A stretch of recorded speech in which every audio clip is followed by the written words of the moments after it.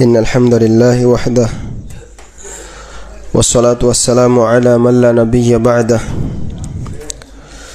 اللهم علمنا ما ينفعنا وانفعنا بما علمتنا وزدنا علما وأصلح لنا شأننا كله ولا تكلنا إلى أنفسنا طرفة عين الحمد لله যাবতীয় প্রশংসা একমাত্র আল্লাহ রাব্বুল আলামিনের জন্য। অতঃপর সালাত এবং সালাম নাজিল হোক সর্বশ্রেষ্ঠ নবী এবং রাসূল মুহাম্মদ সাল্লাল্লাহু আলাইহি ওয়াসাল্লামের উপর। আল্লাহুম্মা সাল্লি ওয়া সাল্লিম আলাইহি। আমরা গতকালকে আলোচনা করছিলাম ইতিকাফ সম্পর্কে, যে ইতিকাফ অবশ্যই মসজিদে হতে হবে, আর ইতিকাফের জন্য সর্বনিম্ন কোনো সীমা নাই। এই মাসআলাগুলো গতদিন বলেছি। আর আরও একটা কথা বলেছিলাম যে জরুরি প্রয়োজন ছাড়া ইতিকাফ থেকে মসজিদ থেকে বের হওয়া যাবে না। এখন কেউ যদি পেশাব পায়খানার জন্য বের হয়, তো এই বিষয়ে সকল আলেম একমত যে পেশাব পায়খানার জন্য ইতিকাফকারী অবশ্যই বের হবে, যেহেতু তার এটা জরুরি প্রয়োজন। এতে তার ইতিকাফের কোনো সমস্যা হবে না। বরং এই বিষয়ে অনেক ইমাম ইজমা হওয়ার কথা বর্ণনা করেছেন, যেমন ইবনুল মুনজির, ইবনু কুদামা রাহিমাহুমুল্লাহ, তাদের মতে বের হওয়া যাবে, এই বিষয়ে ইজমা আছে। কিন্তু পেশাব পায়খানা ছাড়া অন্য কোনো কারণে যদি বের হয়, ইবনু কুদামা রাহিমাহুল্লাহ বলছেন ওফি মা'নাহুল হাজাতু ইলাল মা'কুল ওয়াল মাশরুব ইযা লাম ইয়াকুন লাহুম মা ইয়াতিহি বিহি ফালাহুল খুরুজ ইলাইহি ইযা ইহতাজা ইলাইহি। যেমন কোনো খানা পেনা করার জন্যে, খাওয়া দাওয়া করার জন্যে যদি বের হতে হয়, তার কাছে খাবার নিয়ে আসবে এরকম কেউ নাই, তাকে যেতে হবে, তাহলে সেটা জরুরি প্রয়োজন, তখন সে বের হতে পারবে।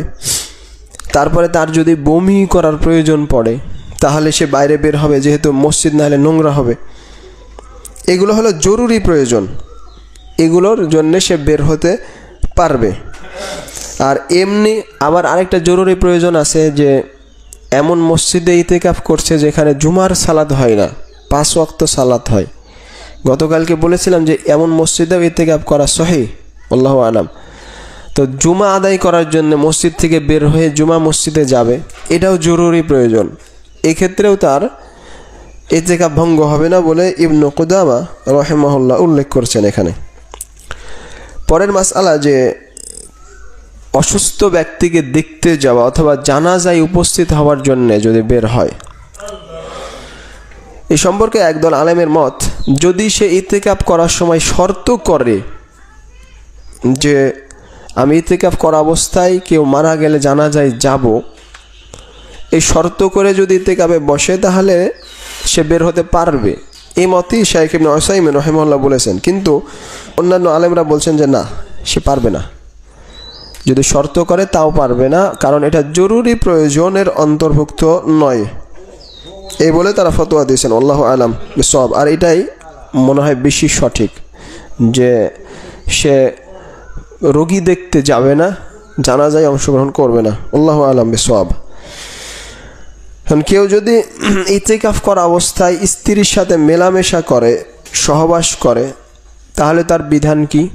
এ বিষয়ে আলেমদের সকলেই একমত যে ইতিকাফ করা অবস্থায় কেউ যদি সহবাস করে, স্ত্রীর সাথে মেলামেশা করে, তাহলে তার ইতিকাফ ভঙ্গ হয়ে যাবে, তার ইতিকাফ ভঙ্গ হয়ে যাবে, এতে কোনো সন্দেহ নাই।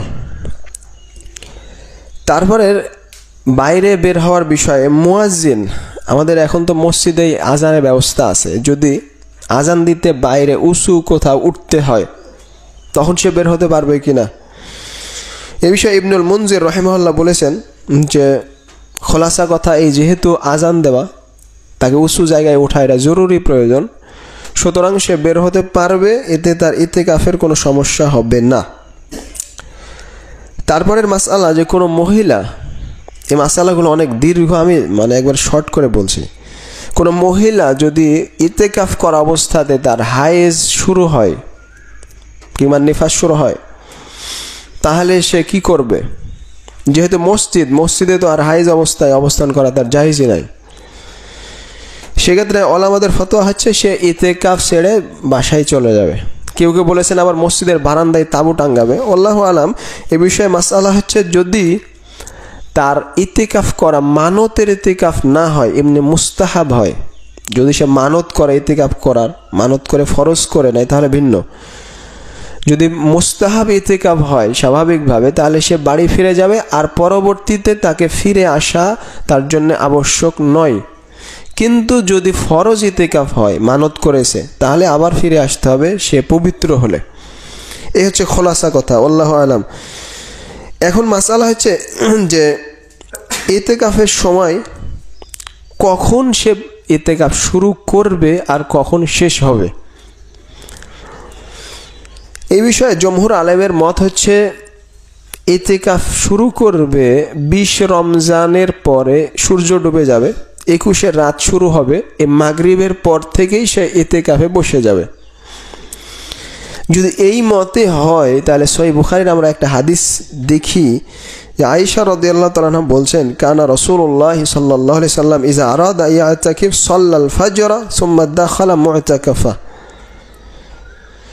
যে রাসূলুল্লাহ সাল্লাল্লাহু আলাইহি সাল্লাম যখন ইতিকাফ করার ইচ্ছা করতেন, তখন তিনি ফজরের সালাত আদায় করার পরে ইতিকাফ করার স্থানে প্রবেশ করতেন।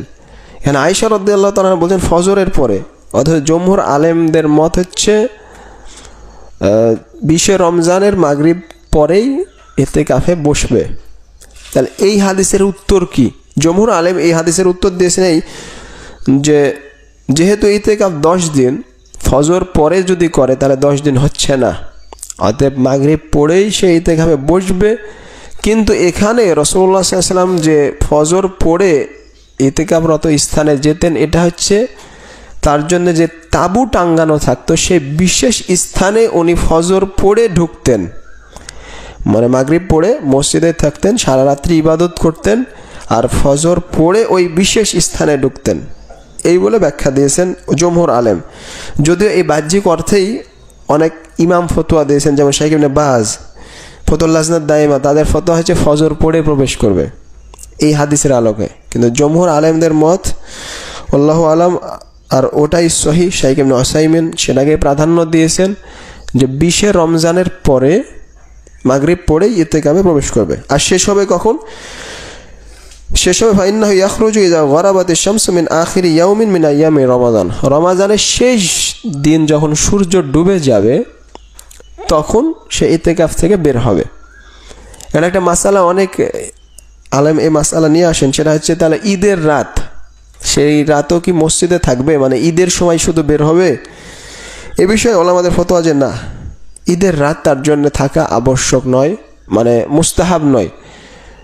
সেই শাওয়ালের চাঁদ উঠে গেছে, তার মানে তার ইতিকাফ সময় শেষ হয়ে গেছে, এই বলেই শাইখ ইবনে উসাইমিন রাহিমাহুল্লাহ ফতোয়া দিয়েছেন। আল্লাহু আলাম। আর এটাই বেশি সঠিক। আল্লাহু আলাম। তো এই ছিল ইতিকাফ সম্পর্কে কিছু মাসআলা। আরেকদিন শুধু আমরা সিয়াম নিয়ে আলোচনা করব এই বিষয়ে, সেটা আগামীকালকে লাইলাতুল কদর নিয়ে। তাহলেই ইনশাআল্লাহ আমাদের এই পুরা পর্ব আলোচনা শেষ, আমরা ভিন্ন বিষয়ে আলোচনা শুরু করব।